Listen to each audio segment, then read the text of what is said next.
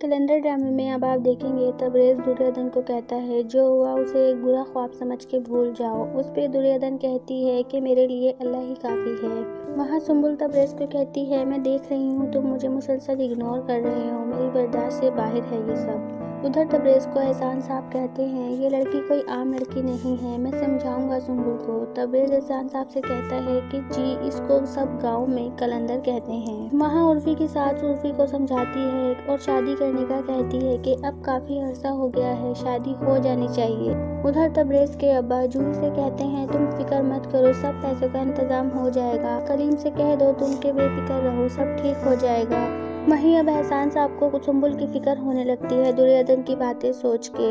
एहसान साहब सोचते हैं कि कहीं ऐसा ना हो सुंबुल के साथ कुछ बुरा हो, क्योंकि दुर्योधन ने अपना फैसला अल्लाह के हुजूर कर दिया है। तो दोस्तों आप सबको क्या लगता है, क्या तबरेज़ को उसके अम्मा की सच्चाई पता चल जाएगी? कमेंट्स करके हमें बताएं। अगर वीडियो अच्छी लगे तो वीडियो को लाइक करें, अगर चैनल पे नए हैं तो चैनल को सब्सक्राइब करना मत भूलिएगा, साथ ही बेल आइकन को भी प्रेस कर दीजिएगा ताकि हमारी हर नई आने वाली वीडियो का नोटिफिकेशन आप तक पहुंच सके। शुक्रिया।